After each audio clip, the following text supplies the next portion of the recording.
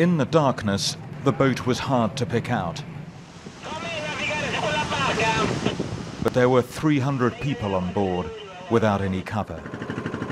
Then another boat, all heading for the Italian port of Lampedusa.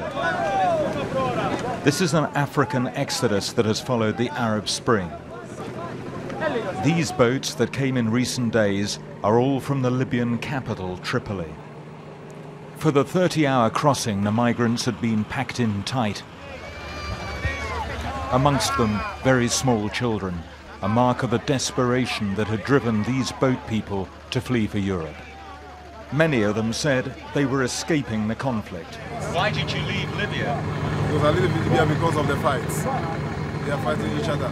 Just because of the fights in Libya. We run for the sea, for the civil war. People are dying, no food, no war. Due to the crackdown, they are bombing everywhere. And I lost some of my friends and colleagues too. So that's why I'm here. But this man also hinted at being put on the boat by Libyan authorities. We heard it too from others, raising the question whether Gaddafi is making good his threat to unleash an unprecedented wave of illegal immigration into Europe.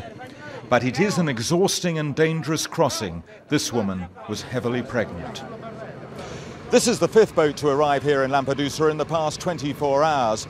In the first few months after the Arab Spring began, most of the migrants arriving here actually came from Tunisia, and theirs is a very different but equally difficult story. Back in the early months of this year, over 50,000 Tunisians arrived. They were mainly economic migrants. Their numbers so unsettled some European governments that they began questioning Europe's policy of open borders. These migrants had their hopes pinned on Paris.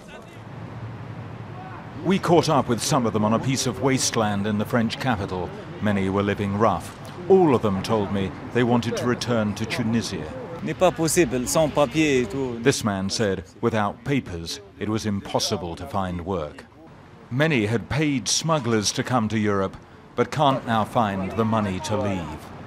Most of them want to return home because there is no hope here. They had a dream and the dream is not coming true. Back on the boats from Libya, young men travel with hope. We would like to work. We love work so much. Showing off hands eager for work.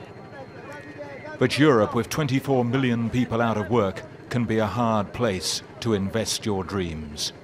Gavin Hewitt, BBC News, Lampedusa.